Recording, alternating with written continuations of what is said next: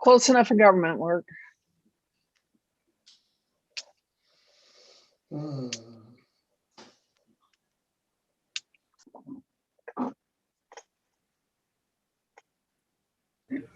All set, Jean Marie. Okay, thank you very much. And I'd like to welcome everyone to the Ordinance Committee meeting of Thursday, April 15th at 4 o'clock. We have two items on the agenda tonight. One is a discussion on a professional report that we had done regarding marijuana odor as it relates to the snow canning facility. And then we had a request from some residents of Prouts Neck to discuss the potential limiting of parking on Black Point Road and Ferry Road. Before we do that, if I could have roll call, please. Councilor Tracy? Johnson, Here. Councilor Hamel, Here. Councilor Katarina. Here. Could I have a motion for approval of the minutes from February 18th? So moved. Could I have a second? We have a vote and a second. A motion and a second. I can't even talk at this hour of the night, evening, afternoon. So a vote on that. Tracy, please. Councilor Johnson, Yes. Councilor Hamel, Yes. Councilor Katarina. Yes. The next item, item 4, is public comment. And the reason this is a little different from town council meetings is technically committees of the council are meetings of the councilors to discuss issues that will be going forward or not to the council. We vet things, we work on them, and then we send them up to the council. So no final decisions are made at this level, usually, unless something's, it's decided that it doesn't need to go any further than here. With that being said, historically, public comment has not been given in ordinance committee meetings, or very little of it, but in recent years, we've decided to allow it. So what we're doing is we're allowing for the first 15 minutes with a limit of 3 minutes per speaker if you want to speak on anything that's on the agenda. And then that's the extent of the public comments. I do know that there are some people in attendance who I may be calling on during the discussions because they are involved directly. But with that being said, let's start public comment. And remember, you have a maximum of 3 minutes. If you could keep it as brief and as to the point as possible, be appreciated, because I like to limit it to 15 minutes so we can get down to our work. So if you would like to make a comment on anything on the agenda, please raise your hand, and this little button down at the bottom of your Zoom. And I see Jeremy, and we've got a few people here. Liam, can you run that for me? Yep. Fine. Why don't we take, we'll take Jeremy first. Okay. Jeremy, you should be able to, if you unmute yourself, you should be able to speak. Can you hear me? Yes. Okay. Thank you. Well, thank you, everybody, and Jean Marie especially, for the opportunity to speak with you. My name is Jeremy Winterstein. My family has a house in Winslow Homer Road, and I am president of the Prouts Neck Improvement Association. And I was the one who wrote the letter that's part of the agenda. So again, thank you to everyone on the Ordinance Committee for the opportunity to speak. The last couple of years, the numbers of cars and people on Black Point Road and Ferry Road have just continued to go up and up and up.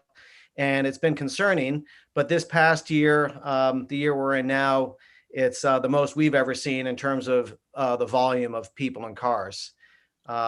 And before I just get into a little bit more, I would just encourage you to get the input from Deputy Chief Grover and Officer Nappy, who I believe may be on this call, I'm not sure. So just going into the letter that we sent, the amount of cars and people, it's basically become a hazard. And, with the amount of their kids, their dogs, their families, their strollers. And if you add into that, snow days when cars are parked sort of further into the street, on both sides, bikers, a late afternoon sun glare, curves in the road, et cetera, we're worried that it's just an accident waiting to happen and that somebody's going to get killed or hurt. And so we've seen this developing, and just the numbers of cars and people are just way too much, and we're worried about the public safety issue of this. Some of our data that we've been collecting, we've seen it start to go into the 60s. I think one day we had 67 cars there on a day, and we've seen those numbers have gone up since. So again, we come at it from a public safety issue, and we want to make sure that nobody gets killed or hurt, and we're very, very, very worried that that's going to happen. The good news here is that we believe there's a solution in hand with the managers, Black Point Resource Management, the group that runs the Scarborough Beach State Park. They are willing to open the beach lot year round if there's no parking on Black Point Road. So we're very pleased to report that, and we think that's a solution that is a win-win for everyone. Just lastly, on Ferry Road, that's the road going to the town's Ferry Beach area. That has also become increasingly congested with cars and people, and especially in the winter when there's snow cover, two-way traffic can't continue there. Two cars can't pass one another. With that, we believe the solution is already there in that the town has a parking lot right at Ferry Beach. So we think that's the solution for Ferry Road. So that's a comment. That's a perspective from the Prouts Neck Improvement Association. And thank you very much for your time. Thank you. Mark Turfloth. I'm sorry, I can't read that very well. Turfloth, please. Is he the next one on your list? Mark, if you unmute yourself, you should be able to speak. Yeah, I unmuted myself. Hi there. Can you hear me? We can. Yes. Hi. Thanks for taking the time. So I live on Prouts as well, on actually Sanctuary Lane. I'm in charge of. I have the honor of being the roads commissioner in Prouts Neck. So I look at the things a little bit from a different perspective, but in itself, I'm really more speaking as a resident citizen. While I use my car, I do a lot of cycling as well. So I also have a different perspective in some cases. But bottom line, Peter Nappy, I think, and there was a video circulated, I'm not sure if you were copied, of one day where there was a child that ran out into the middle of the road, and as is known to happen, and then a dog that followed, and all on video. And that was enough to sort of terrify everyone with traffic there.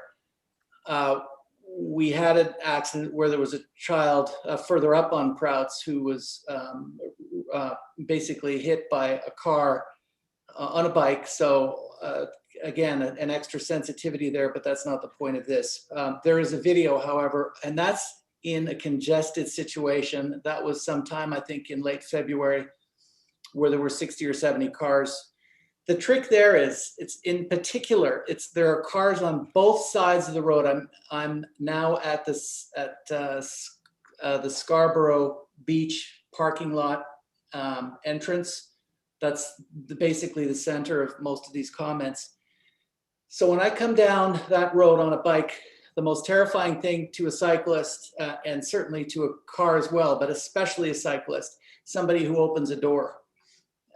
It's even got a name, to be doored. And when you have cars on both sides with people and the cars who are parked, they're not parked behind a white line.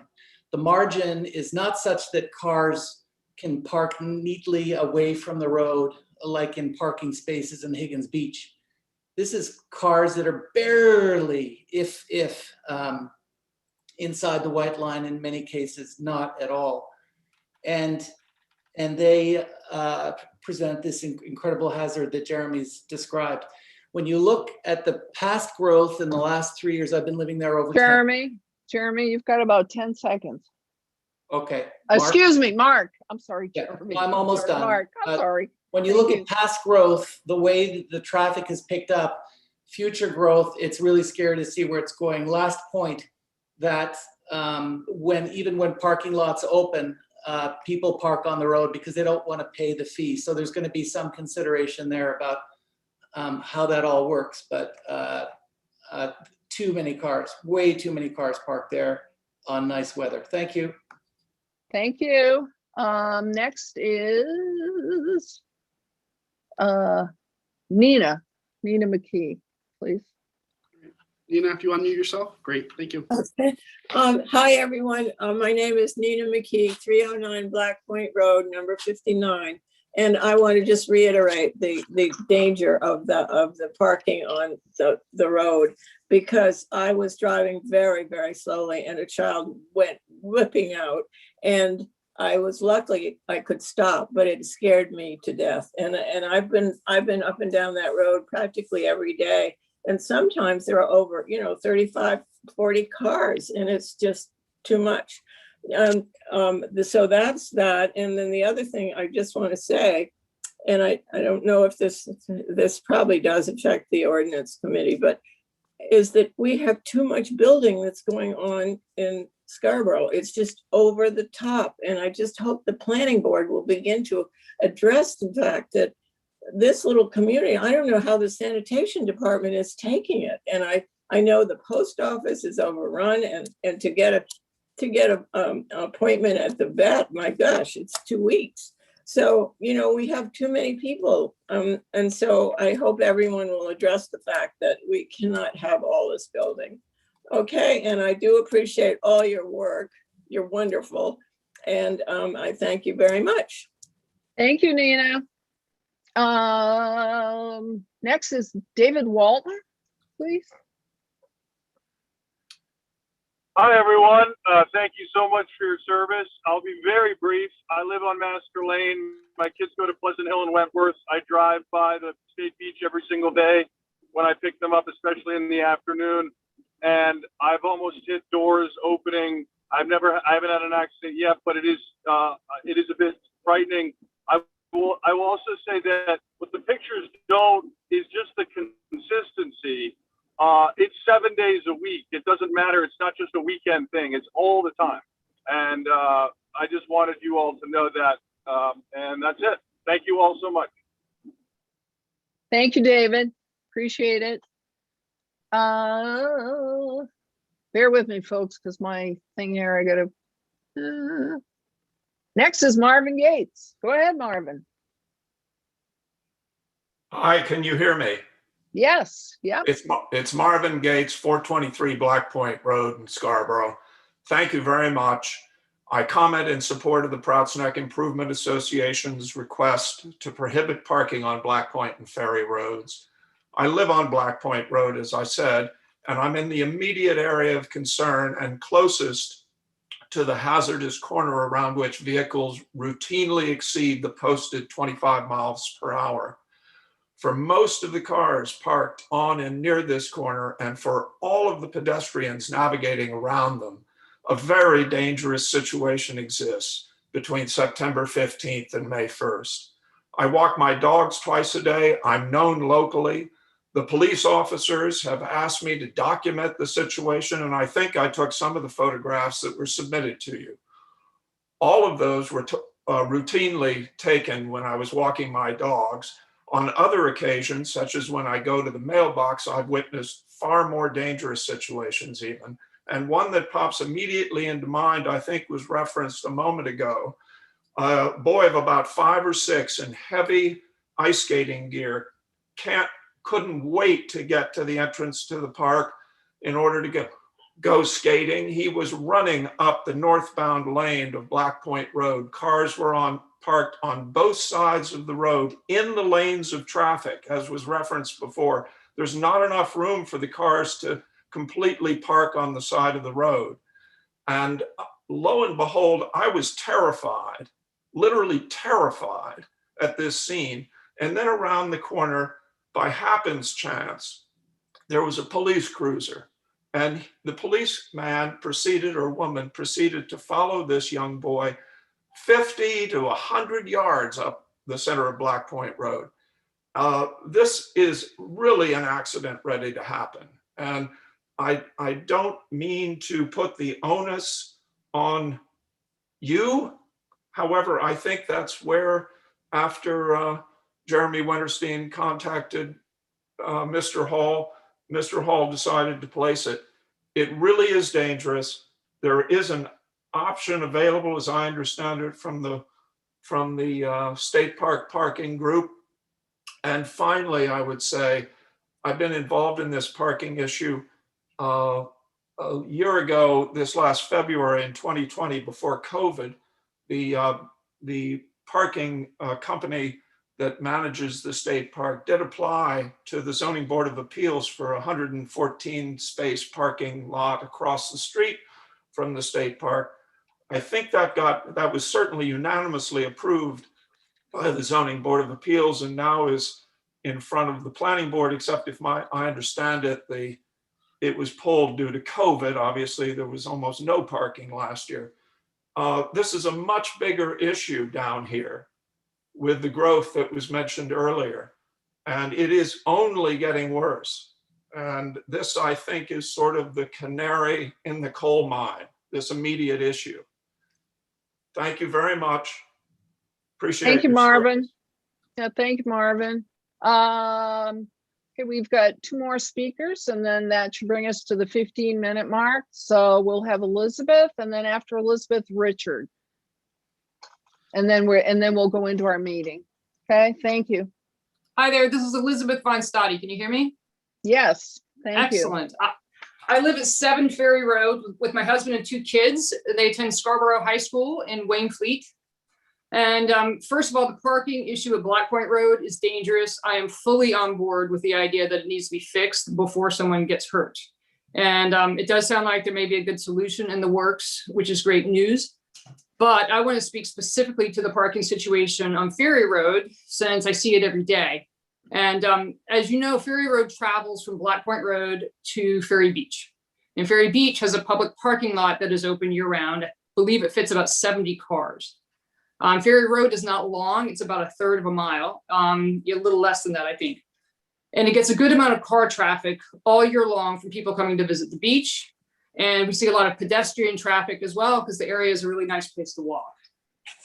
As Jeremy mentioned, the road is very narrow. It's 2 lanes. There's no real shoulder, which means that when cars park, they're in the roadway.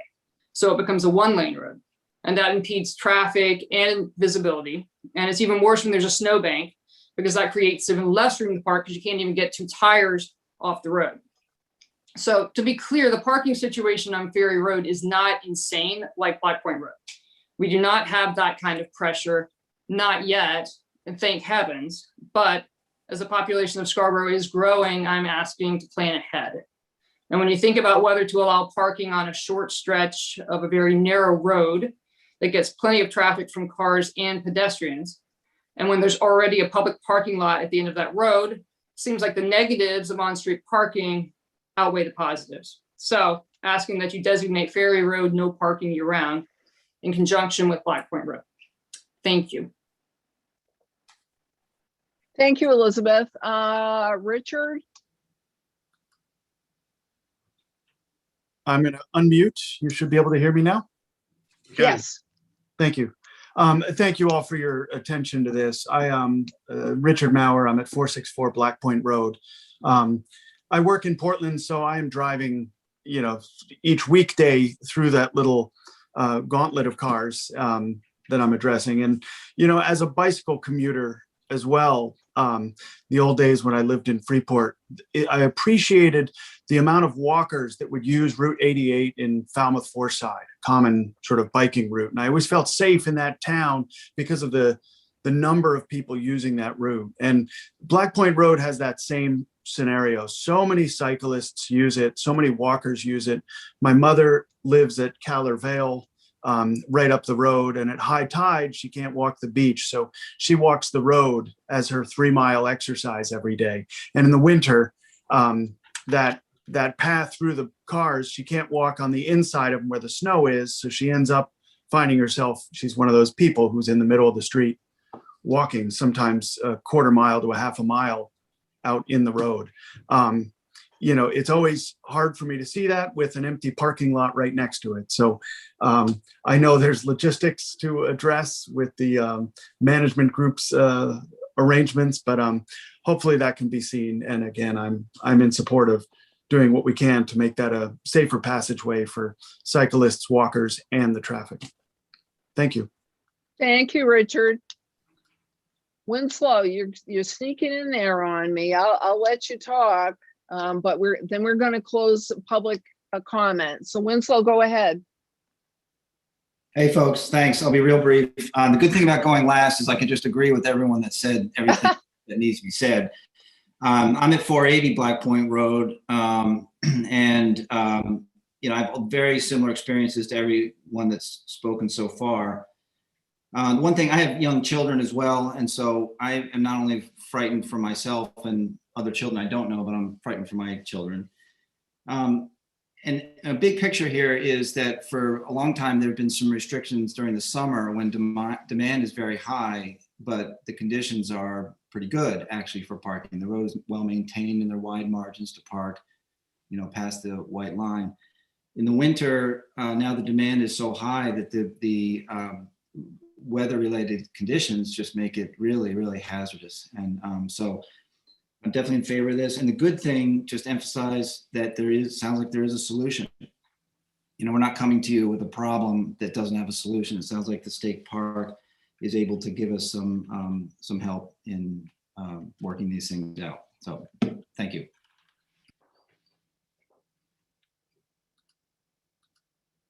Oh, Jean Marie, you're on mute. I forget when I'm muted and not. Thank you, everyone. We will now go into our regular meeting, encourage people to listen. As I said, there are a couple people out there. I know Mr. Wolfert is out there and Mr. Winterstein, and we probably will bring the two of you in, but we need to go through marijuana odor first. So if you guys would hang out for a bit, we'll get to you in the next part of the meeting. But I'm going to let Liam now introduce the report and whatever with the marijuana odor. Thanks, Liam. Thanks, Jean Marie. So I know the time, we want to be efficient here, so I'll just give a very brief introduction, just as some background. This was a report that was actually commissioned in the fall as a follow-up to our marijuana licensing process and some complaints or concerns we had raised around the abutters of the Snow Canning Road facilities. There's actually two buildings there that have some marijuana cultivation operations. So we did contract with Bob Boker. I believe I pronounced that right, Bob. Bob has over 40 years of experience. He's a licensed professional engineer, and specifically a sanitary engineering. He has an undergraduate degree in engineering from the University of New Hampshire and a master's degree in environmental engineering from Cornell University. So supremely qualified and actually a town resident. So he's prepared a report, which was included in the packet. And then he's also prepared a presentation that we'll work through now. So with that, I'll turn it over to Bob and I'll bring up the slides. Okay. Thank you, Liam. Oh, bear with me here. Let me get this, not the way I want to do. I want to present here. Here we go. Bob, I said I'd be your tech support, but I'm not doing a very good job. Here we go. Well, better than I could. Yeah, that's all right. Take it away. Okay, great. Yes, well, as Liam mentioned, I sat down with the town manager and his able assistant, and we kind of reviewed the situation there on Snow Canning Road with regard to the growing operations. And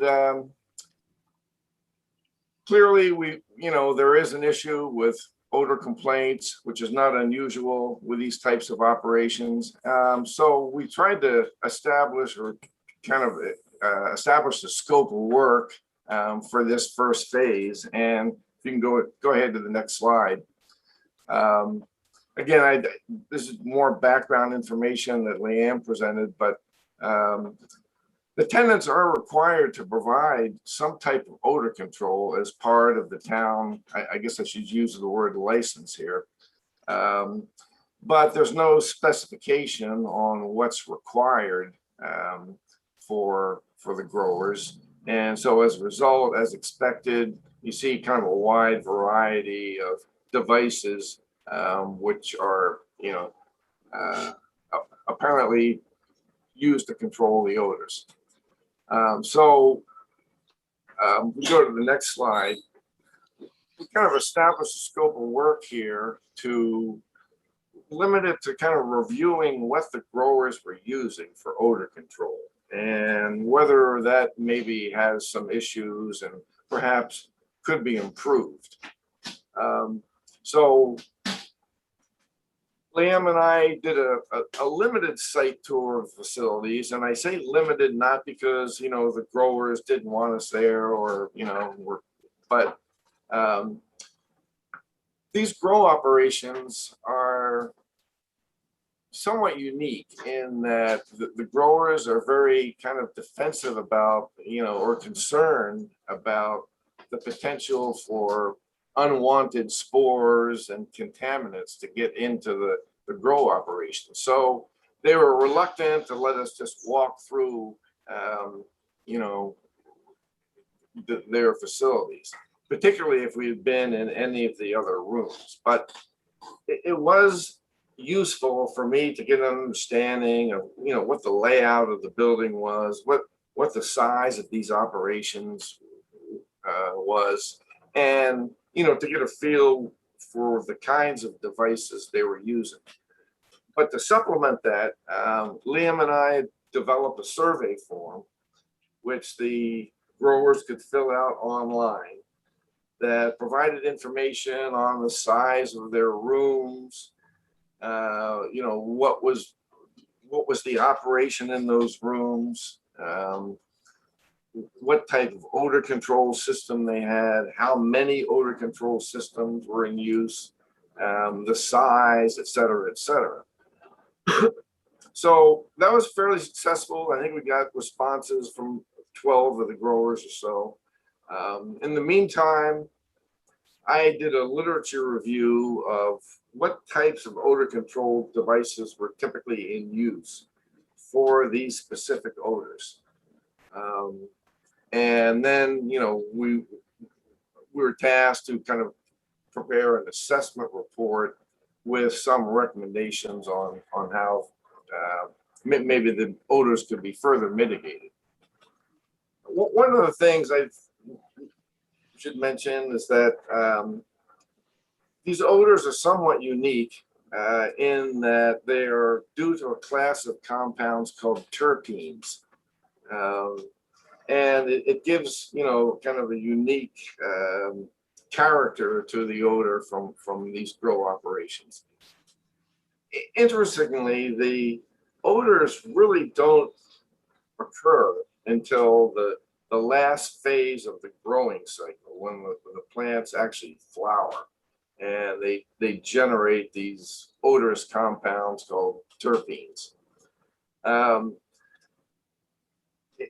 A lot of states now have legalized medical marijuana, 10 recreationally, and if I subscribe to a Google service that alerts me anytime there's something in the news about odor, and sometimes things I don't want to look at, but anyway, it's interesting that I seem to get more and more hits over the last 5 years about odor problems from commercial grow operations.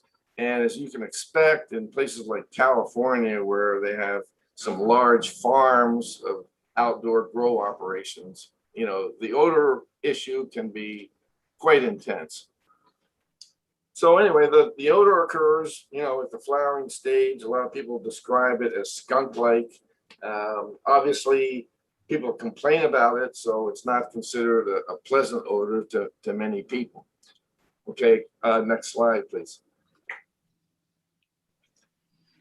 So in doing my review of the types of systems in use for controlling cannabis odor or marijuana odor, I found that activated carbon, so-called charcoal filter in lay terms, is probably the most prevalent technology used to control cannabis odors.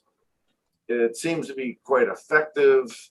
You know, there's actually data to support that it works. They're simple, relatively low maintenance, and they don't cost a lot. But for these work, the canister is equipped with some kind of a fan device. So in this photo here, the fan is actually mounted on top of this carbon unit, and it pulls the air in through this activated carbon or charcoal. And this media has a very high porosity, so the odors basically get stuck to the activated carbon, stuck to the charcoal. And then at some point, there's so many of these odorous compounds stuck to the charcoal that it becomes saturated and it has to be replaced. So these systems all require air to be recirculated through them. And interestingly, in these grow operations, most of them are operating in sealed rooms. Again, because of concerns for cross-contamination of spores or other bacteria or whatever. They're in sealed rooms, so these devices recirculate the air. Now, the plants are continuously emitting odor during the flowering stage, or emitting these odorous compounds. So the more air that you recirculate, the lower the odor level. You're only recirculating a small amount of air, you know, the odorous compounds build up, and it doesn't really solve the issue of reducing the odor. So it has to be enough air recirculated through these devices to get the odor down. Okay, next technology that's currently in use is called photocatalytic oxidation. And I don't have to go into the science in any detail, but these systems have worked in other applications for odor control, particularly in the waste industry. There's not a lot of data on their effectiveness on marijuana odors, but from my experience, they do work reasonably well.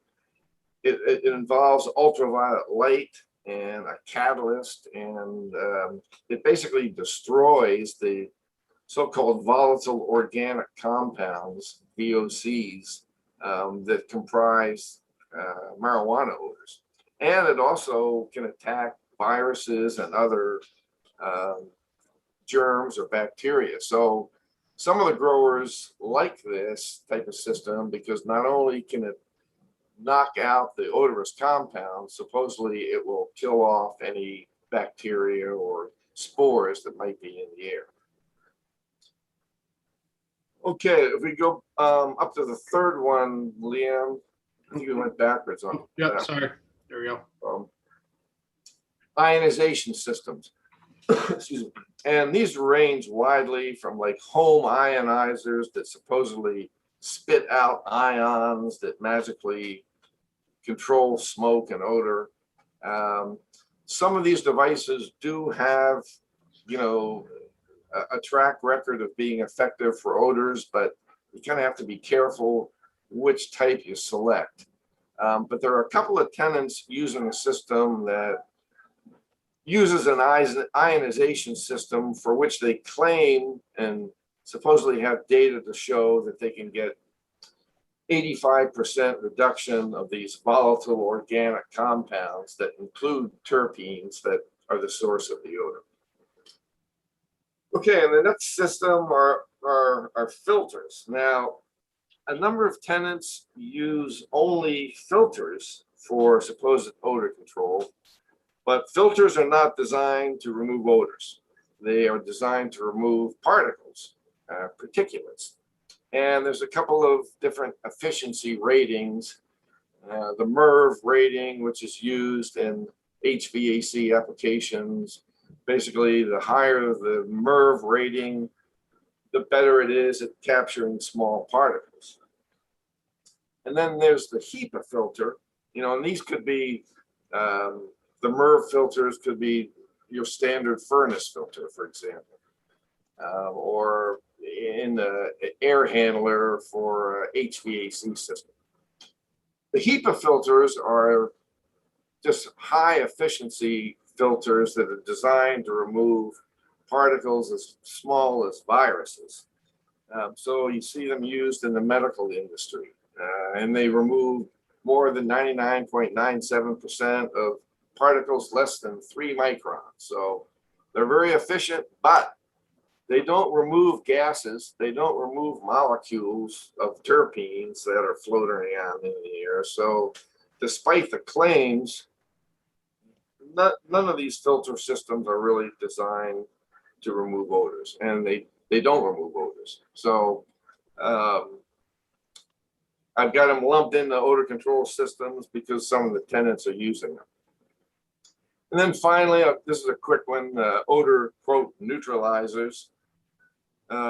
Used a lot in the waste industry around landfills and other odorous areas.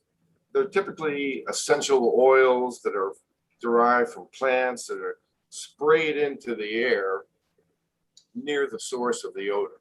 So you might, if you had a duct from this, a stack from this operation at Pine Point Road, you could maybe spray it into the stack, and it's claimed to contact the odors and reduce the intensity. But with a lot of things, you know, you see the title odor eliminator.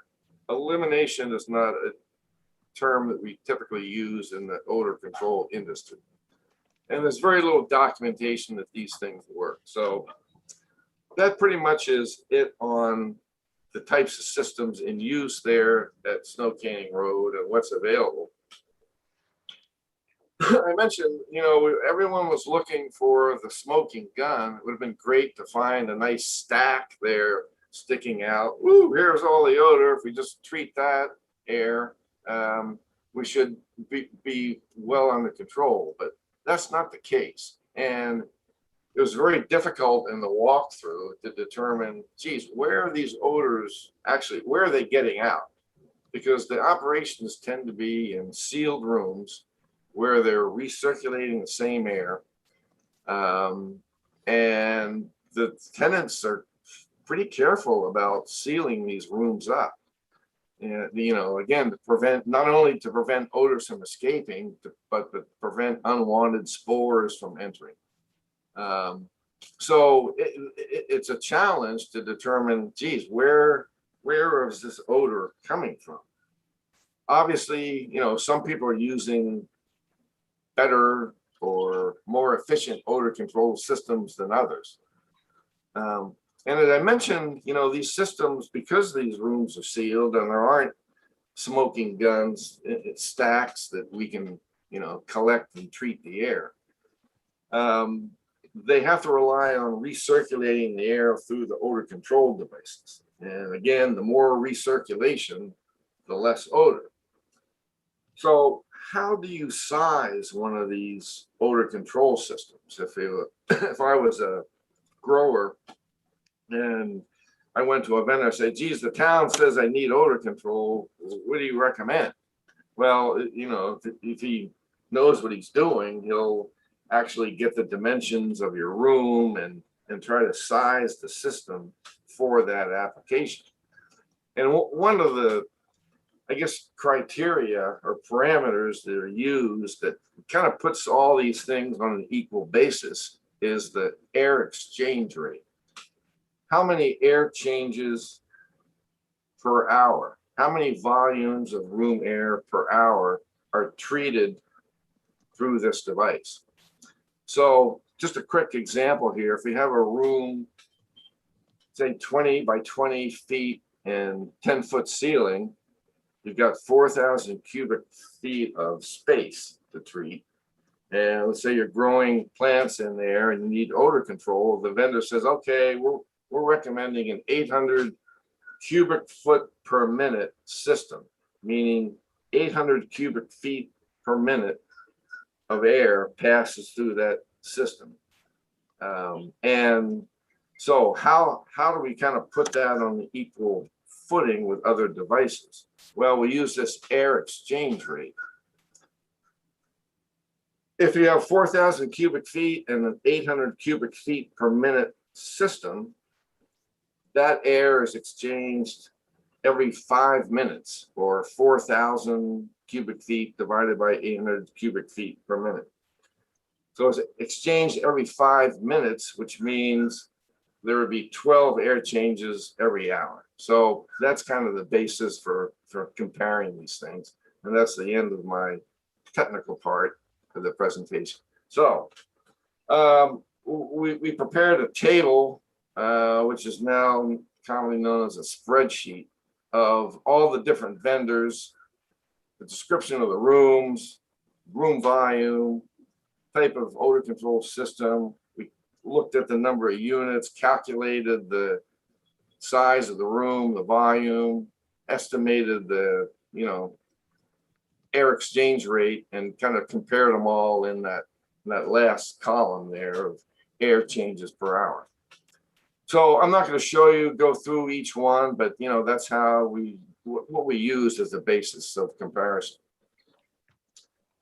So the bottom line, this activated carbon is certainly the most commonly used odor control device, not only at Snow Canning Road, but nationally.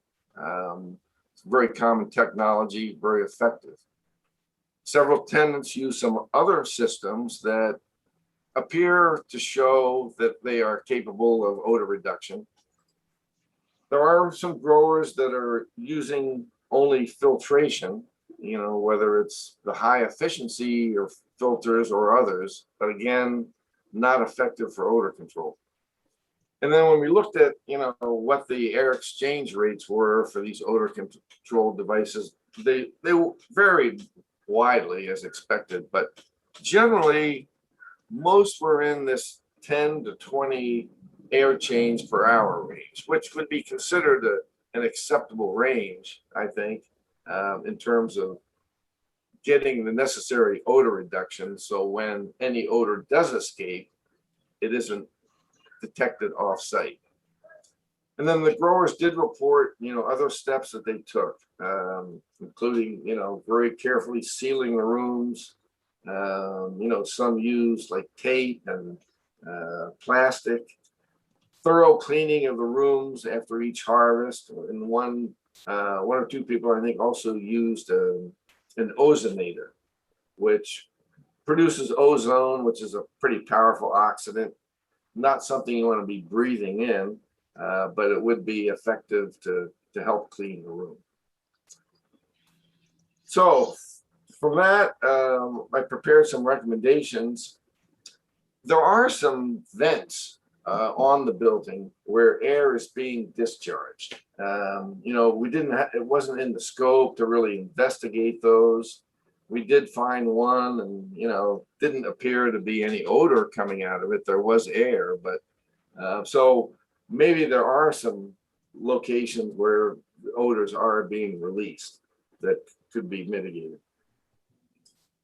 I recommended doing some on-site surveys to determine, or at least attempt to determine, where the odors may be escaping the building.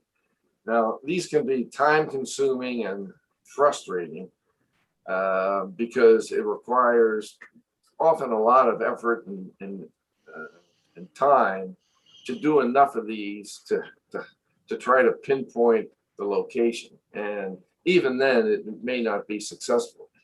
Again, the problem here is that odors are escaping what we call fugitive odors. There isn't any big fan blowing odors out a stack or an exhaust fan. So they're escaping through open doors, cracks, whatever, they're getting out into the ambient air in sufficient quantity that people are complaining about it. So I think it might be useful to try to do these surveys to see if we could zero in on the source. One option appropriate and perhaps to the ordinance committee is maybe require that the tenants use activated carbon, or at least as a baseline or equivalent, to treat the odors efficiently. Clearly, we found, people using air filters that they thought would be effective, but are not.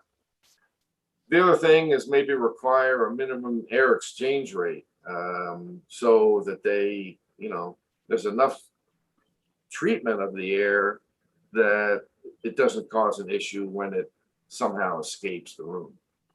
And then finally, the town, or I when I met with Liam, we talked about an improved weather station, which is now in place, and a better ability to track odor complaints and maybe review the operations at the time of the complaints. So that concludes my presentation here. I don't know how you want to work this for questions, but I'm happy to answer. Thank you. That was an interesting presentation. I'm going to, I see Mr. Johnson has his hand up, so I'll start with you. Go ahead, Ken. You're muted. Thank you. Great report, Robert. Thank you. Read it several times. I actually toured Snow Canning Road also. And when I came out, I could have probably sold my body for a lot of money. I smelled so good. We could probably dive into this in detail more in the ordinance, but my initial thought was I agreed with your recommendations. I think probably the best way to start this is to try to level set everybody with certain requirements. Like I do like the activated charcoal filtering with circulation, with a minimum of the 8 to 10 air exchange per hour. So do you think that would be a doable thing, a workable thing? Does it sound too restrictive? I would also like to not do it by room type. I would like to see that in all rooms, because I know when they move out of grow into trimming and harvesting, all kinds of activity goes on with that plant with the odor. So we're just wondering about your thoughts about level setting everybody, because then if we still have a problem, I would definitely be on board with further investigating, further surveys to find out, but first level set. So I was wondering about your input on that. Yeah, I think the minimum air exchange rate is doable. A lot of them are already meeting or exceeding that. And, to have a requirement of, at least activated carbon or equivalent, I don't think is unreasonable. Some of the alternative systems, you might request that some documentation that, this is actually the device designed to remove odor. But, I think a lot of the growers are pretty much on board. It wouldn't be that much to, right, to meet that minimum requirement. I had a question about your spreadsheet, if you don't mind. On the type of odor control, was that supplied by the survey, or as it's stated on your spreadsheet, or did you then classify them into these categories of, the MERV filter, the carbon filter, the UA catalyst? So was that raw data supplied by the survey, or did you classify based on what the survey had on it? Yes, obviously it is based on the survey, but yeah, I tried to fit it into those categories. So that's my classification. Okay. And, even some people had different brands of carbon filters and, so. Right. That's trying to fit them in, yeah. And those activated filters you said are fairly reasonably priced. They're not cost prohibitive. No, I don't think so. Some of the growers are using very expensive systems. One that supposedly generates these compounds that oxidizes the viruses and anything else, and have UV light. And the carbon filters are probably the least expensive of those options. Again, they're very simple. It's just a canister filled with that charcoal, and of course, then you have to incorporate a fan to make sure it's recirculated. But So that could be a base, and they could augment whatever method they want with their preference. I just want to let you know, I actually toured a 28,000 square foot facility. We had to don a spacesuit, booty and everything. But this gentleman had 8 grow rooms, not a wisp of an odor anywhere in the building, and his was all carbon driven. Big carbon, and made a little bit of noise, but you couldn't smell anything. But that was a class act. So thank you very much, though, for your work. Appreciate it. You're welcome. Great. Thanks, Ken. Dawn? Yeah, thanks very much. I just want to show everyone my technology skill by raising the hand into my little window there. So, that was a big, but I want to thank Bob. Excellent report. And you really, I thought it was very clear, very specific recommendations, and you had a lot of detail in there, but it was not intimidating in terms of the scientific detail. So thank you for that. And I think also you came with some specific recommendations, a short list of these. I am a little interested in the fact that we hadn't really talked that much about the building itself. Take 10 Snow Canning Road, for example. I know that building pretty well. I had storage there at one time. Is there something we should be focusing on with the landlord as well to try to encourage the operations there to somehow pipe into a single ventilation system? Yeah, that's a good question. I think it would. When I met with the town manager and Liam, we were actually hoping that there may be an opportunity to collect the air from different exhaust vents and treat it centrally, which would be ideal. Excuse me. I'm not sure it's practical for that building. It's all kind of cut up, and with the vendors, they're somewhat isolated, and to try to collect that air and treat it, I think from a ventilation standpoint, it could be pretty difficult to do it. Okay, thank you. That's really helpful. And I'm sure the landlord will probably be a little bit relieved to hear that commentary. Not that we're picking on them. I know that building is big and rambling and has a lot of issues with it in terms of in terms of the they're trying to do a single ventilation system. Right. We don't want to do something that's going to be not effective and put too much of a burden on one party. I'm really kind of curious about. I come out of the chemical industry, so I worked at a couple chemical plants earlier in my career. One was a petrochemical plant, another one was manufactured thermoplastics and acrylics and stuff like that. So in those places, there were pretty clear measures for how to determine how safe or unsafe it was, not only in terms of health risks, but also the environmental risks. How do you compare? This is a tough, broad question for you to answer maybe, but how do you compare this emerging industry to ones like that in terms of trying to get a handle on not only health risk to the operators, but also to neighbors? That's a good question. It is a new industry, and people are trying to apply odor control technologies and strategies used in other industries. As Leanne mentioned, I came out of the basically sewage treatment industry, and you see a lot of the same technologies used there, and they do have specific requirements, like in a sewage pumping station, you shall provide 12 air changes per hour, as a minimum. And of course, there's no standard in the marijuana industry, nor is there much data on how effective these different, and quite frankly, do you need 10 to 12 air changes per hour, or should it really be 18? I'm not sure we have great data to support,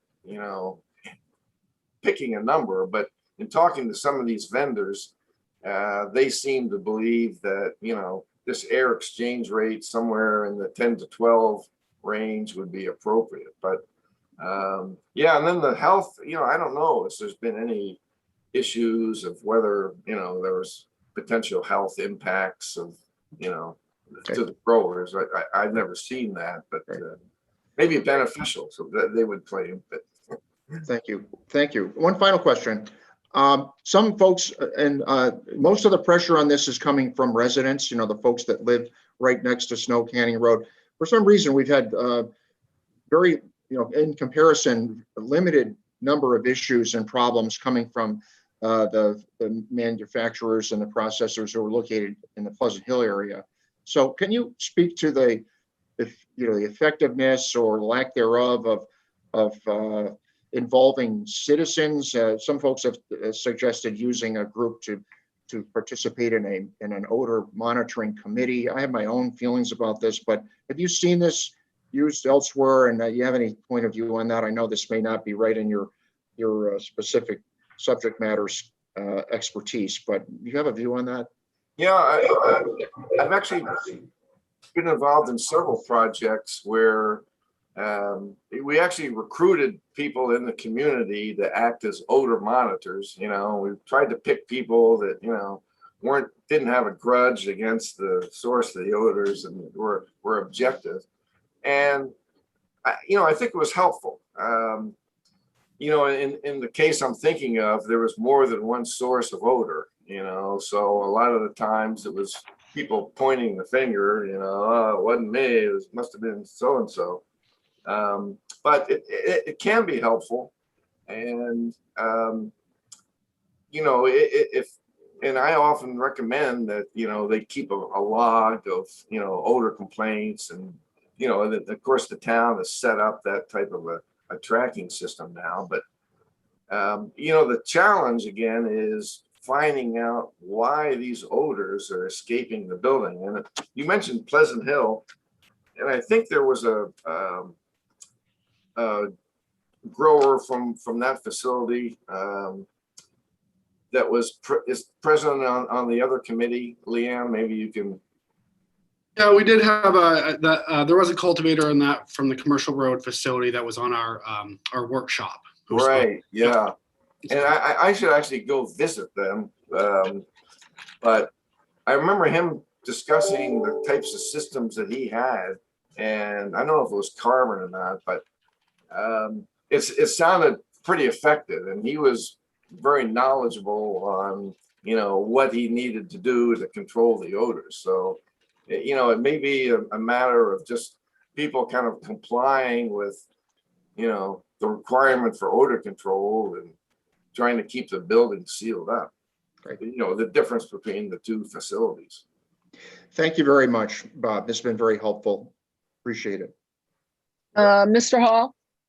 Bob, I was just interested, given the unique setup of the snow canning facility, as you described, the cultivation rooms are, to my recollection and your description, kind of all separated off and fairly well contained. And that's where the odor control systems, I believe, are mostly placed. But then they all open up into some common areas. And so I wonder, is there a potential approach of using some of the neutralizers in those common areas to deal with the so-called fugitive odor? Possibly. I mean, that might be an application for those. You're right. I mean, the odors are, when you walk into the building, you can definitely pick up the odor in the common areas, and that's the problem. From the common areas, I think that's where somehow it's escaping the building, not from the individual rooms. So yeah, I mean, it may be possible. Of course, the common areas are large in some cases, so I don't know if you could put in these carbon treatment units in the common areas as well. But, the odor quote neutralizers might be an option for those areas. Yeah. Yeah, I do recall in the the sewage treatment business, some of the old school technology of just using fragrances to help mask the odor can be effective. And let's face it, that building is, I don't know how old, but very porous and not likely to be ever tightened up in that regard. So I really think there'll be an ongoing challenge to try to collect odor in those common areas and treat it through conventional means is my assumption. Well, that's a good point. And, you know, I've kind of gone back and forth on these odor neutralizers. And I don't believe in masking agents because oftentimes masking agents kind of get diluted out earlier, and or people say, well, it smells like, you know, cherry flavored poop, you know, or something. So, but the odor neutralizers, there is something to it. You know, I've actually collected some samples to show that you can get some actual odor reduction, not just, you know, covering up an unpleasant odor. So there might be something to that. And I thought about it, you know, even, you know, some of the waste industry will have these sprays around a tank that's emitting odors. And so I think it can help, but oftentimes, you know, people rely on it as a solution, and it may not be. But in this case, again, it's fugitive odors. It might be an option. Fair enough. Thanks, Bob, for all your work. Thank you. Thank you, Mr. Bowker. I don't have any particular questions. They were asked and answered by all three of the gentlemen who preceded me.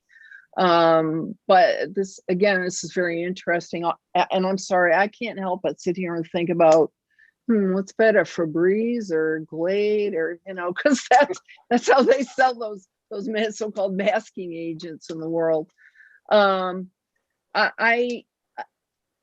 I'm going to throw this out here to my fellow counselors at this point. So we have this report, we have this data. Mr. Bowker's done a really good job with it, in my opinion. He's given us a couple of recommendations that I think make sense to put to staff, perhaps, to draft something. I mean, I see, you know, requiring, you know, the charcoal or equivalent. That makes a lot of sense to me, looking at, you know, what's in this report and then the recommendation from Mr. Bowker. I definitely agree with the air exchange. The more air exchange, the better, in my opinion. And then what Tom brought up, Mr. Hall brought up about the common areas also being neutralized. So it's not, that to me would be a landlord issue. You know, the landlord would have to supply that, and then the growers would have their own requirements. So I'd like to hear from you guys how you think we want to go from here. Go ahead, Dawn. You had your hand up. Thank you. Yeah, I'd say I'd be very comfortable. Well, number one, I think this was so informational and it's such a hot topic that I'd recommend the council, you know, have an opportunity to sit through another presentation from Bob of this material, because I think that it's important for us to have that sort of foundation and grounding, number one. And whether we do that in a workshop or as part of a motion, I'm open. The second one is, I think that I would be comfortable with making a recommendation potentially. I don't want to get too far ahead of myself. I'd like to hear from my counterparts, but I'd be comfortable with taking the recommendations page from the report and having some help from staff to try to build that into to an ordinance that we could then vote on as a council. Ken, your thoughts? No, I agree with what just Don said about taking that recommendation page, letting staff help us draft out the wording. Because, you know, if you look at Robert's spreadsheet, just quick math, well over 100,000 cubic feet of air exchange, well under 5. Okay, that's a considerable space. Yeah. So I think if we level set everybody at a bare minimum of, I think your report, Robert, said 8 to 10, but I heard you say during this 10 to 12. Is there a preference? Is more better, or? Well, more is definitely better. I think I recommended a minimum of 10 in the report. Okay. And at least one vendor seemed to think that was a reasonable. Right. Okay. So I just have a quick question for Tom. Tom, if we address the ordinance, is it retro, or is this during renewal that we enforce the new requirements? Yeah, good question. I would, I need to give it some more thought, but I would think it would be at renewal time. Okay. They're currently working under have a valid license working under a current set of requirements. Right. 'Cause it's And I think, important. our experience so far has been very cooperative discussions. Yeah. And so I'd really like to be continue in that path. And I think part of that is some time for compliance. Okay. Do you know, one question for Liam, if done in a minute. Liam, do we, in the application, I don't recall the application, do we have an area for them to define the rooms by by volume? We don't. So I would recommend that there be a coinciding revision to the application. And if I could just quickly comment on, I agree with Tom that I think that this would be, it'd be difficult to hold a license holder to a new standard. Right. However, I think my comment would, my two additional comments would be, there is turnover theoretically.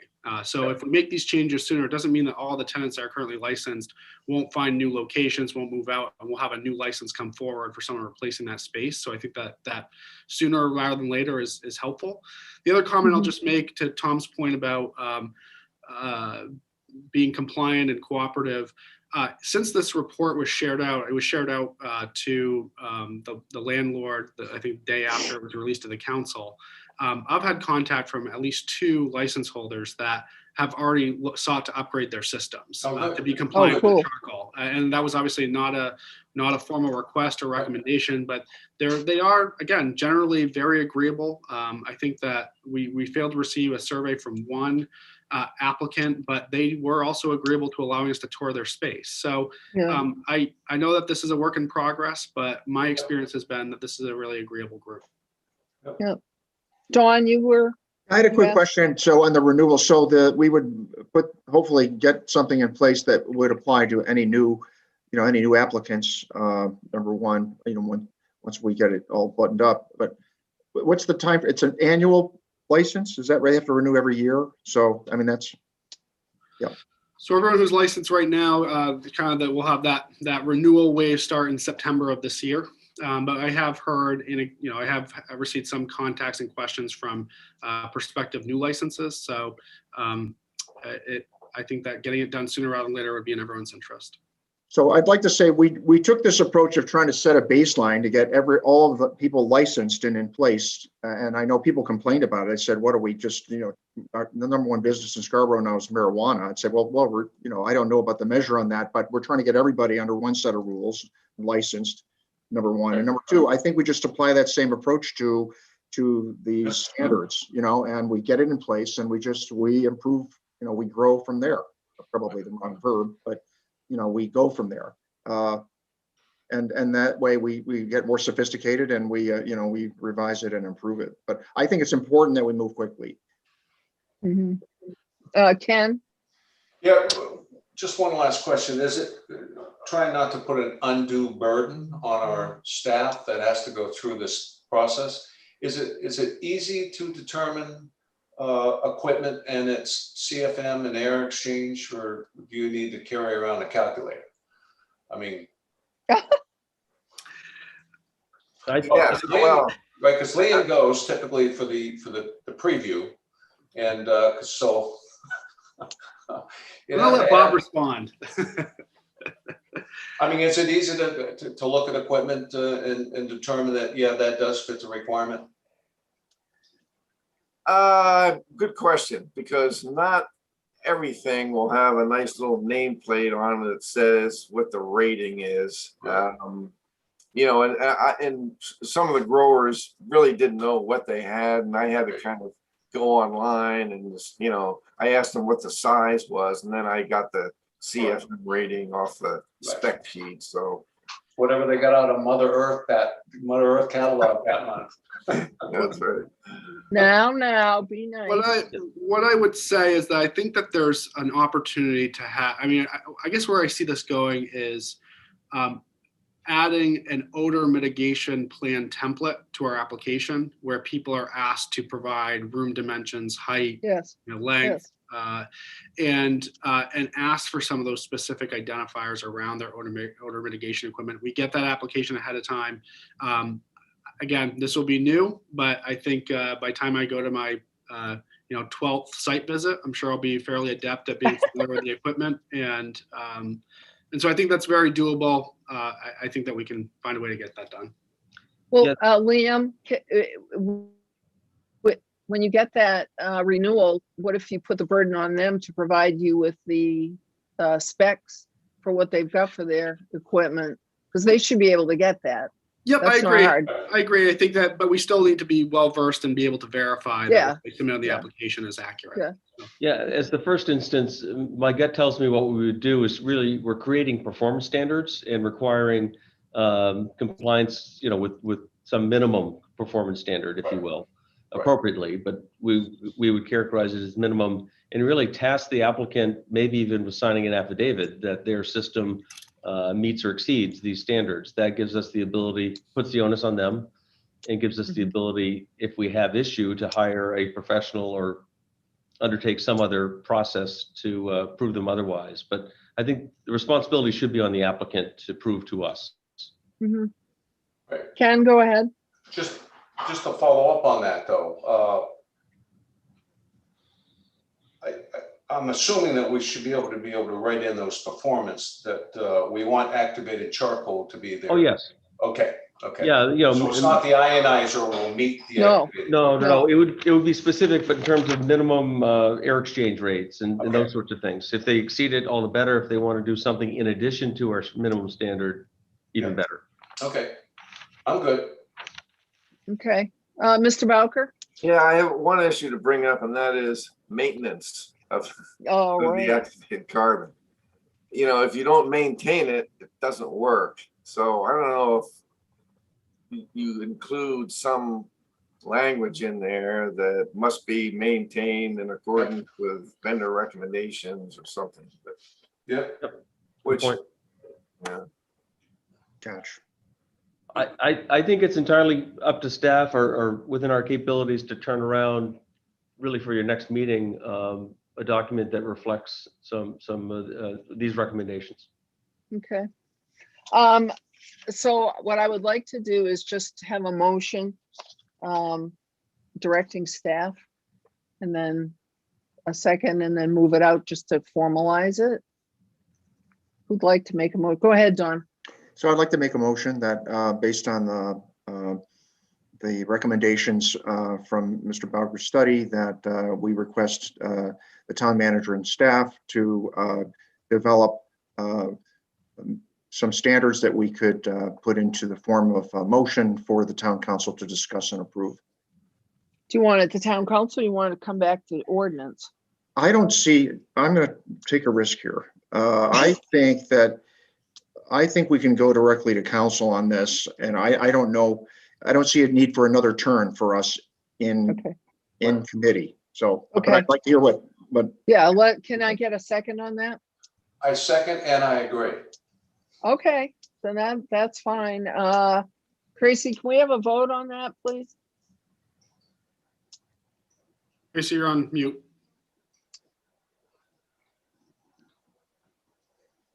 Councilor Johnson, Yes. Council Hamel, Yes. Councilor Caterina. Yes. So sounds like we are making forward momentum on marijuana odor. Thank you, Mr. Bowker. Thanks. You, Bob. I'm sure we haven't talked to you for the last time. Trust me. Okay. Thank you. All right. Thanks. Bye-bye. Bye. Thanks, Bob. All right. Wishing hats here. So let's go on to the next thing on. My husband's oven is beeping and he's on the phone. I hope he goes and gets whatever's burning out there. But anyway, that's another story. Little TMI there. Yeah, TMI, right. Let's talk about parking. Black Point Ferry Road. This was brought forward, as we know, by the Prouts Neck Improvement Association. And what I would like to do is Mr. Grover, Officer Grover, Deputy Chief. I'm sorry, I'm calling you the wrong. Are you there? Yes, Dave. If you unmute yourself, you can speak. Yes. Can you hear me? Yes. Thank you for coming. I'm sorry you had to wait so long. No, no problem at all. So can you give me the perspective of law enforcement with the off-season parking on? Sure. I'm available to answer any questions you have. I did take a look at our calls for service for September 15th of 2020 to current, and also the same period for the year before. We did issue 6 parking tickets on Black Point Road. There is a no parking zone immediately adjacent to the entrance. And we issued one on Ferry Road. There was a vehicle that was parked within 20 feet of the intersection. We did not have any other complaints about parking, and we didn't have any crashes noted for that period of time or the year before. Not unusual, one, because the parking is legal there, other than the spot that I mentioned. And 2, I think the concerns that were expressed earlier, because Officer Nappy works in that area day in and day out, those concerns were expressed to him. The only other 2 concerns he had mentioned to me that weren't expressed were one, that during parking ban times, because there are more people out of work that may have opportunity to be down there and utilize the area, that he had a few times where there were cars parked during the parking ban on the road. And he also mentioned that there are days where there's bright sunshine, where if you're driving towards Route 1 on Black Point Road, there is a significant glare in the area that's a potential concern. We haven't had any other different concerns expressed to the police department independently outside of Officer Nappy during those time periods. Okay, great. And it's my understanding, David, that, and I'll talk to Greg about this, Mr. Wolford about this also, that the Scarborough Beach parking lot is open from March 15th to November 15th. Does that sound correct? I'm not sure about that, and I believe he may even, that may vary a little bit by the weather, and he does have the ability to open the gates with people that have just parking passes without having staff on board. Yeah. When the parking lot is open, do you have issues with people parking on the road in those shoulder periods outside of when there's no parking? I believe that most of the people that are parking there are doing so to access the beach. If he has staff there at the beach, I believe he charges admission even if people are parking on the road. So they're most likely to park in the parking lot if they have that opportunity. Okay. Okay, great. Thanks, David, and stand by. Can we bring Greg Wolford in, please, Lan? Hi, Greg. Is he muted? Yep. Mr. Greg, you can unmute yourself. You should be able to talk. Yeah, I'm trying to. Can you hear me? You're good. Now we can hear you. How are you? I'm good. You? I'm doing fine. Greg, talk to us a little bit about what you've got open now and what you're doing and how you charge and what's going on. Well, I opened early because the weather has turned so nice. Normally we wouldn't have opened till April 1st or last week in March. Usually we open to let the dog walkers know they can't bring them after April 1st because of the plovers. And 2, we are open from that period of time on. But your signs say people can park on the road till May 1st, and they can park on the road, but they're still going to be charged when they come in. Same rate, whether they park on the road or not. It's more of a hassle for my employees. Some of them, especially, because of COVID, I'm not bringing them back until May, but it is a hassle. And we go right up till 1st of November. So Okay. when September 15th comes by, we are open, and we are open on a daily basis. Yeah. Yeah, that's what I thought. So that's why I was just trying to figure out, when you're open at this point. Now, Mr. Winterstein, Jeremy, I know you're sitting out there, but you had a chance to speak before, so I would need to talk to these guys here first. What is it that you guys are thinking about with the What we Proutsneck would do people? is, are you talking to me or the Proutsneck? Yeah, Greg, I'm sorry. Yes, I'm being sorry. What we would do is, because it's going to be staffing, it's going to be plowing. Our gates are 24. We have a 24-hour access pass that people can use. But once the snow flies, the gates are shut, and that pass doesn't allow them in because one, we've protected the parking lots, and two, because we are not doing snow removal. If we were to go where the gates are open 9 to 5 in the off season, that's usually our off season time, which is, fair. Sure. We usually we will plow the lot. The gates will be open between 9 and 5, and people that want to get, they'll be able to come in the entrance gate and go out the exit gate. That means we have to change the entrance gate. We also have to, if we're going to have that much, we're probably going to have a porta potty, because this right.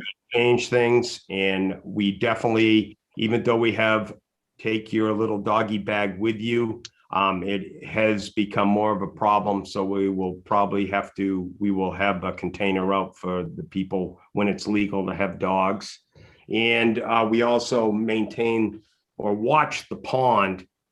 We do seal it off until that ice is frozen, because I've had too many kids go out there. They get dropped off by their parents, and that ice isn't safe. And so we have it posted, but we do open it once we know the ice is safe. And then we hopefully open. We try to open before that ice is fully out to make sure that we keep people off it. But Okay, because I think I heard that it sounded like, you were willing to be open if we close Black Point Road. Am I hearing that correctly? Yeah. And And why would we want to do that? See, you knew I was going to ask you that. So well, you mean why would I want to do it? Yeah. There would be probably an off-season rate, which would be very inexpensive. And it would be, right now, I haven't talked to my business partners about it, but we've done it before with what's called an Iron Ranger, where people take an envelope, put the money in, and they do it at a lot of state parks. Sure. Right. That way would do it to one, I'm going to have an employee, and he benefits because he's now going to be year round, but not full time, but that helps out the employee. But we still have to maintain the park and make sure that it's safe. So but I guess benefit. but Go Greg, ahead. Okay, I'm sorry. But I guess where I'm going with this question is, why would the town need to close Black Point Road? Why does that have to be part of a quid pro quo, so to speak? Because to keep you open, because what you're saying is when you're open on season, people are getting charged whether they walk in or not. I mean, if they walk in or drive in. So why wouldn't that be the same thing here? Well, let's look at it right now. If you drive down Black Point Road right now, at 5 o'clock, they can't get on the beach if they wanted to. We're closed. So there's I knew that. Yeah. Okay. So during the day, now that we're open and people know we're open, you don't have any cars parking on the road because it doesn't make sense to them. They're going to get charged. If in the off season, there is an Iron Ranger and they can park on the street for free. Okay. Let's do it that way. Your parking allowing on-street parking is still critical for people leaving that park in cars. It's very hard to see by those cars. And that puts me at a liability issue, which I'm not willing to accept. So that's the biggest reason. If you're going to allow on-street parking in the off-season, then I'm not so sure we're going to be a player. If we're going to do it where that park now will be open 365 days a year, and I say exceptions are a winter storm or a big ocean storm where I think it's too critical, I would not have the park open. And maybe we could put a sign up at the fire station that says park is closed due to inclement weather. So that's something easy to do. But anyway. So if you had a person there and not the so-called Iron Ranger, you wouldn't have as many concerns. Is that what you're saying? With people parking on the road? No, I do have concerns with people parking on the road because people are going to come in and leave and try to get in. And it is, it's very dangerous with so many cars on that road. It's like in the summertime, we try to regulate it and we have them off on the shoulder to enter the park, trying to make it so two-way traffic can flow. And it's, you know, so yeah. What if we banned just the parking across the street from the park? We kept it on the side of the park, but we're not banning the whole street. That doesn't help my cars leaving the park. Then you put them all on the road. All right. And I might as well go into my spiel because everyone has heard pretty much what I think about the whole thing. I think it'd be awesome, Greg, if you would be open during the whole year, at least part of the time, weekends even, or something. But that being said, I know I've been pretty clear that I have a real issue with keeping people away from public access to the water unreasonably. Black Point Road is a public road. I go to Ferry Beach probably 3 to 4 times, maybe a week, all during the year, except for the summer. I stay away from those places in the summer, but that's me. And I get it. I mean, I have seen the parking on both sides, but it's not every day. And then looking at the figures that we were given by the Prouts Neck Association, there's about 100 approximately 30 days where the park's not open. Actually, a little bit more. Listening to Greg, my numbers had it a bit less, but they've only got issues with 19 of those days. So, you know, that's 14% of the time.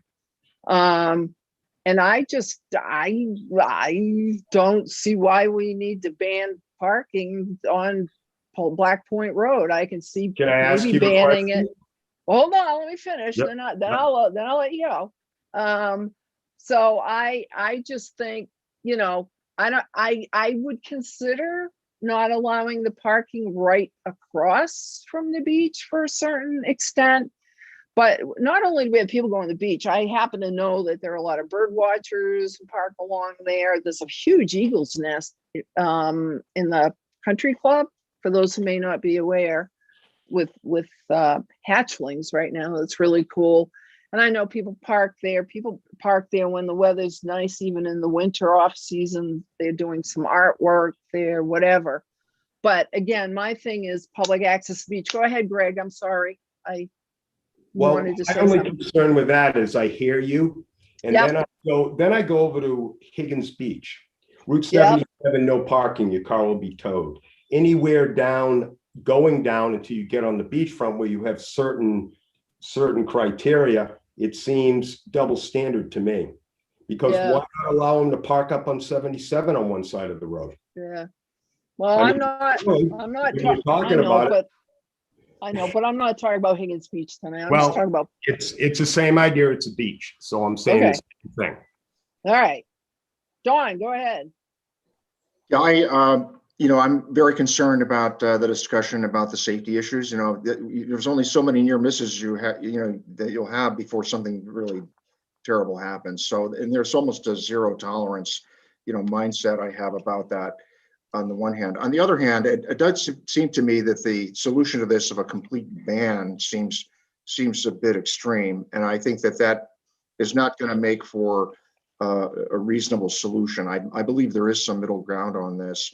And we've heard some suggestions from Greg in terms of other possibilities. There may be other things we could do in terms of, not a complete ban or, maybe every other side of the street parking based upon the, even in odd days of the month or whatever. But I'd rather that we take some time to explore other options before we just run down the road, so to speak, on a decision of, of complete ban versus leave it alone. So that's kind of where I am. I think the folks, as is true with many things, the folks that have the best, pieces for a solution are those closest to it, Greg and the folks that live there. So I have a lot of patience for that and energy for that. I will say this is not going to go away. We're going to hear, Tom and I spent several hours just a couple of nights ago, and we both had other things to do, talking about the very same issue. This didn't involve ice skating, or parking on the street, but it involved parking down at the co-op, and trying to balance recreational users from commercial users. So, and our beaches, is Greg's point. I know there's a desire to have a common standard across the town. Our beaches are varied. Higgins is different than Scarborough Beach, than Pine Point Beach. And Ferry Beach. Anyway, so I just think that we need to develop a solution that's going to work there that would be supported by everybody. I don't know the process for that, but I think a small group of people putting their heads together could come up with something that hopefully could work. It's not going to satisfy the folks who want a complete ban this evening and feel that keeping the parking lot open is the, those two things combined is the solution. I'm not convinced of that. Ken, did you have anything you wanted to? Yeah, I mean, I don't support a ban unless the people have a place to park. That's kind of that simple to me. Tom, do you know what the status of the new lot is over by the sanitation road? Because that was the new lot. There's a new parking lot. I think the family's putting a new parking lot over by the sanitation entrance.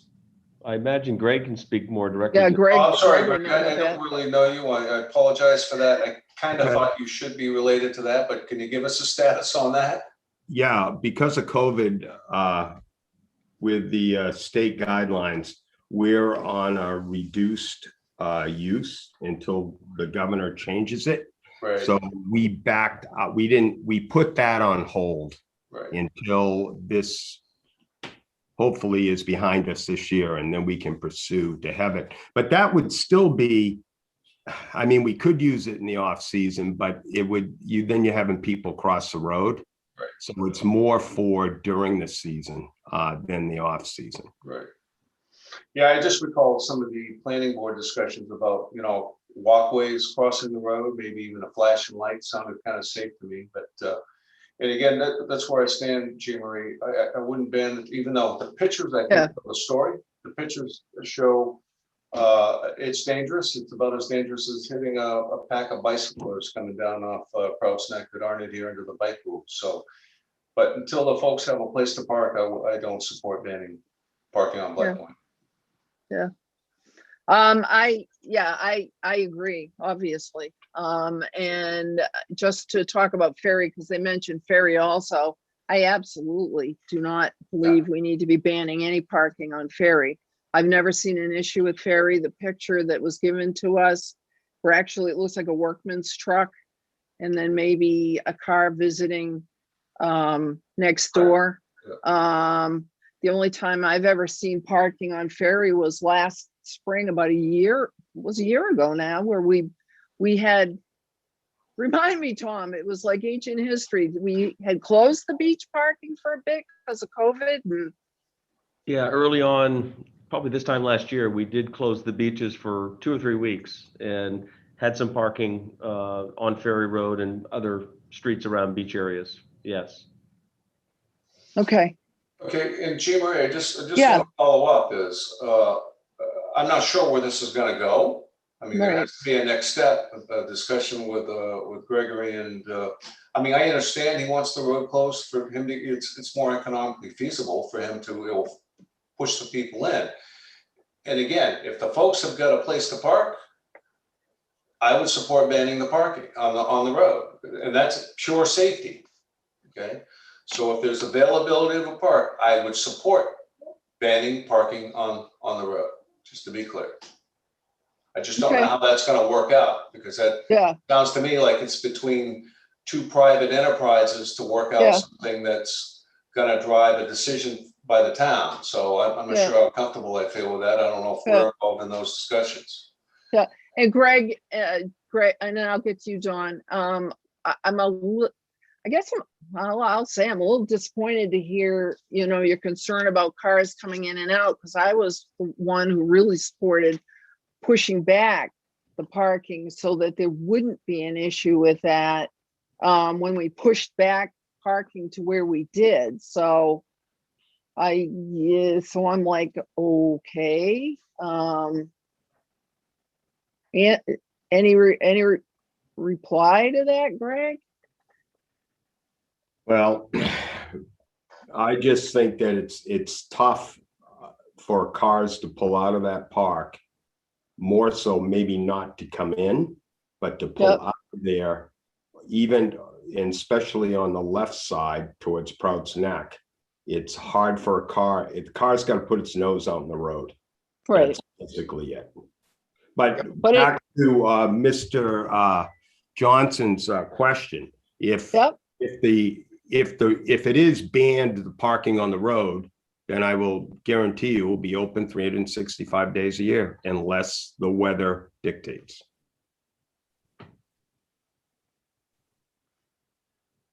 Yeah, and see, I'm like, I'm not wild about that quid pro quo, but that's me. So yeah, I want to speak to the quid pro quo. So I mean, I applaud the efforts of the folks from Prouds Neck and others who have said, hey, we know there's a problem and we're going to come with a solution. Okay, so I think that's excellent. Right. Expecting that we're going to go up and down on that in committee and boom to the council, nothing works that way. So I hope that there's an understanding that there is going to take some additional discussion as well as back and forth on this, not to prolong it, but to make sure that we're considering all the factors. So then the other thing I was going to mention is that believe it or not, last summer and the summer before that, I get calls from people complaining about the extra lot they're trying to put in. Okay, so there are some people, neighbors that don't like that. So, and I'm not pointing fingers or picking winners and losers, but there's still a variety of opinion on this, even though it may seem really relatively straightforward. So I wish it were, but I'm sympathetic about the idea of access and maintaining it. And if we have to charge for it, that's one thing, but we don't want to create a problem by letting people park on the public thoroughfares and continuing exposure that we have with the safety problem. Yeah, and while I'm sitting here listening to the conversation, of course, it's talking about prohibit parking year-round on Black Point. Well, obviously, Black Point starts up at Route 1 and goes all the way through to Prouds Neck. So obviously, that's not going to happen. And I don't know if it makes sense. Again, the only thing I would be willing to look at would be something right immediately around Scarborough Beach entrance. So I guess part of what I'm looking to throw back at the Prouds Neck Association and the Black Point management, whatever it is, I'm sorry, Craig, I call it the Spragues, is there something that we can work out where we're not totally banning parking on Black Point Road, except for a short area right immediately adjacent to the beach. And then that way there's going to be, should be a win-win all around. Because I can't imagine that if people are parking on that road because they want to walk on Scarborough Beach, and Greg, rightfully so, is charging them to come into the beach when he's got it open. And I don't blame him for that. And I would too. So therefore, people, will either be less willing to come to the beach because they don't want to pay it, or if they're gonna pay it, I'd park in the parking lot. Why park on the road? So my gut's telling me what we need to do is throw this back at Mr. Winterstein and Prout's Neck and Black Point and see what they can come up with and come back to us in the ordinance. I don't know. That's where I'm going. Feedback?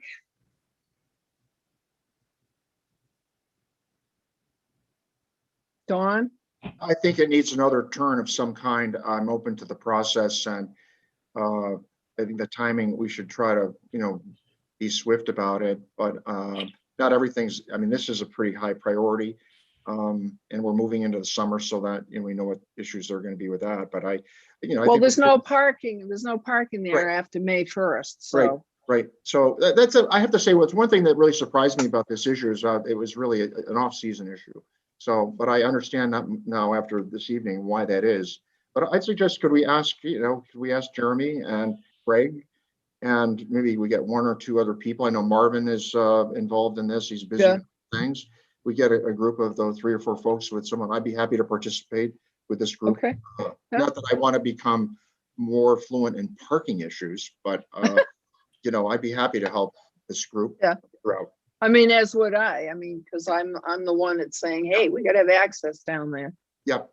But if they needed some help outside of committee or outside of council to do that, so that's what I was offering. Liam, can you bring Jeremy in? I'm sorry, Jeremy, we've been talking about you. You're sitting over there. Hi, no worries. Can you hear me? Yes. So you've been listening to us. What do you think? I have.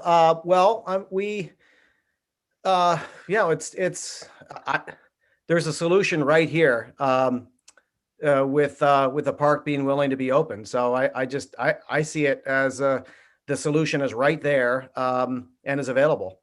That being said, I just worry about the safety hazard, and I hope nobody gets hurt or killed. There is some time. The parking ban, I think, is what, May 1st, 15th, something like that. So I will admit that there is some time to figure this out, but I just see the solutions. It's an extremely simple solution, and it's all about public safety. So I would say I'm happy to work with others on it, but that's how I see it. Okay, Mr. Hamill. Yeah. So I would agree. It does seem in principle that this is simple and that there is a solution. However, then putting it into something that is language that can be understood and then enforced, and I don't mean to complicate something that doesn't need to be. So that's the step that we need to do. I don't know that this is like what we talked about with marijuana, for example, where you had very specific recommendations that can go from that to staff to council. I don't think this particular issue can go exactly those same 2 steps. I really don't. So I just leave it at that. Okay, Jeremy, go ahead. I would say, getting back to what Greg mentioned, I don't know the history of the Higgins Beach situation and how parking came to be prohibited on Route 77 and areas near Higgins Beach itself. So I just ask about that. And also, I think just if you look at Scarborough's growth, I mean, this problem is going to get worse and worse and worse extremely quickly with the pace of Scarborough growth. So what's a big safety hazard now is only going to get a lot worse. Well, it sounds like I got people who aren't willing to work on this. At least that's what I'm hearing, but am I hearing correctly or incorrectly here? Are you talking to me? This is Jeremy. Any of you? Oh, I think there's a solution right here. I mean, I think we have it. No, we don't, because there are a portion of people in town, in my opinion, who are real concerned about, not just my opinion, I've talked to, other than myself, who are like, we don't want to ban on Black Point Road, not on the whole Black Point Road, not even the section, I don't know what, maybe willing at the section in front of Scarborough Beach, but other than that, no. So there are three of us on this committee, and by my keen sense of math, it takes 4 people out of 7 to vote in favor of this. And I don't want to wager to speak for the committee at this point, the ordinance committee. And I certainly don't know what our other 4 fellow counselors have to say. So that's sort of the math on the thing. And I'm not saying that to be, an impediment to progress, coefficient of drag. I really don't want to be that.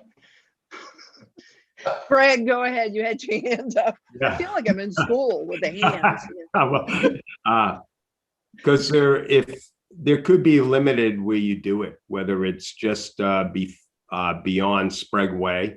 And the only reason I say that is because you could create a nightmare on Sprague Way that the residents wouldn't be happy with. But if it was before Sprague Way, which is half mile up the street, and then you go down to where it goes around the corner where right after the Eagle's Nest, where the golf course is, that might be a solution.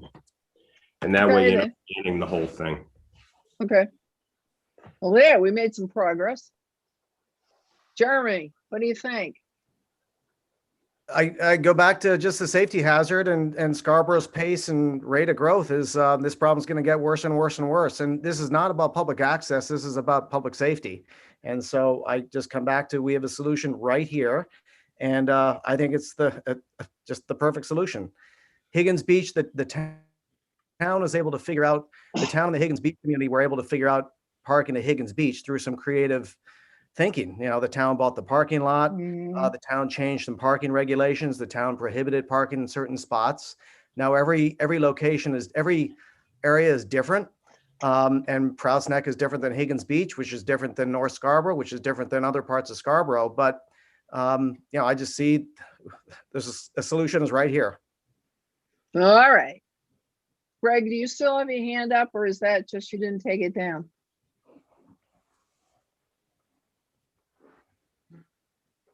I'm going to take that as he didn't take it down. All right. I'm going to dismiss David, Gregory, and Jeremy, and we're going to just go back to the 3 of us. Thank you so much. I mean, I'm sorry. I know I sound like the school marm sometimes, but that just comes naturally to me. To me, it's a workable solution. It's just, how do we come up with someone where it's a win-win-win all around for folks, and where not everyone's going to be totally happy, thrilled, but at least we'll work out something. I'm going to lean in on Dawn and Ken again. What do you think we should do for the next step? I mean, that was interesting to hear, that we've, I think we're making some progress where they're not saying we're going to ban it for the whole road. Right. That we can ban it in a portion there. I'd need to see a map and look at, what's what, and to see if that makes sense. So, right. Do we want to bring it back next month, or Ken, go ahead. Yeah, no, I agree.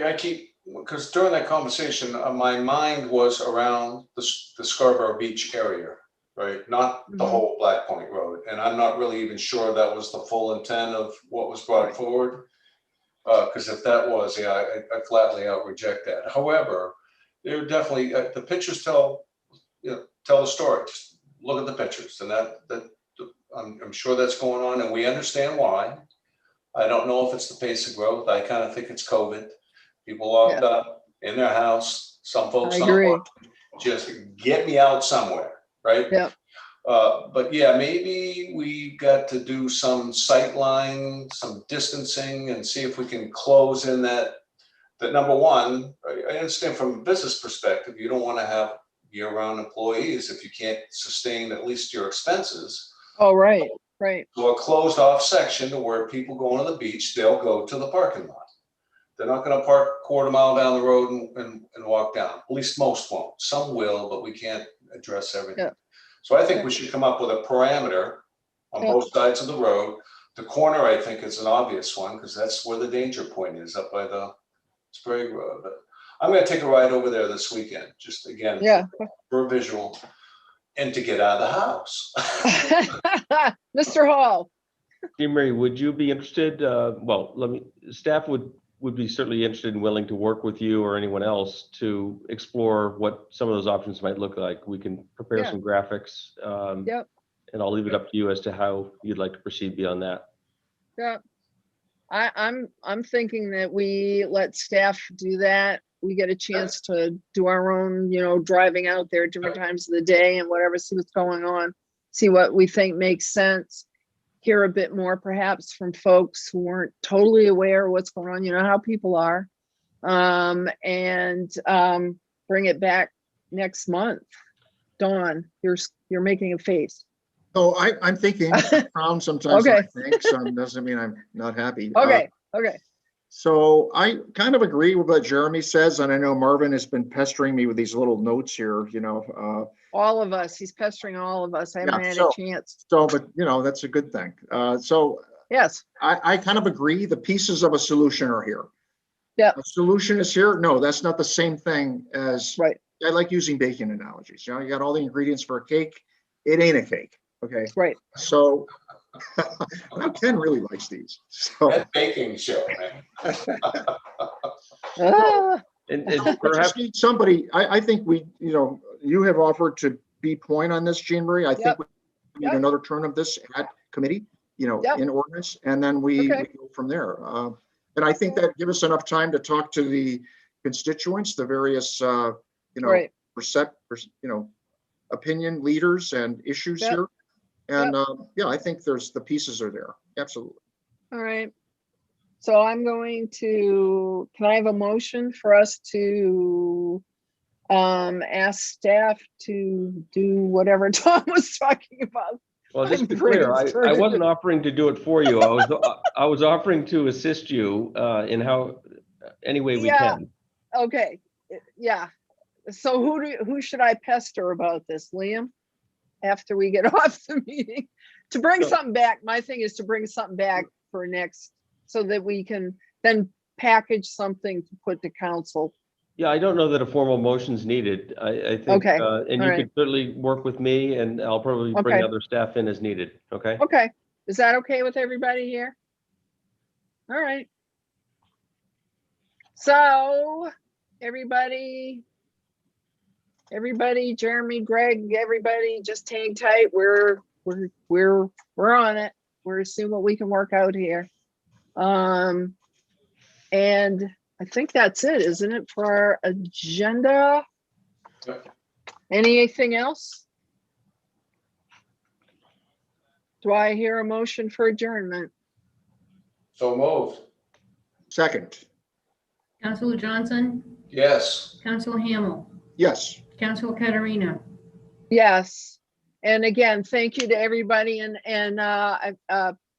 Deputy Chief Grover, thank you for your time too. I forgot to mention that. Dave, All you're right. not out of this yet. I'll be pulling you in.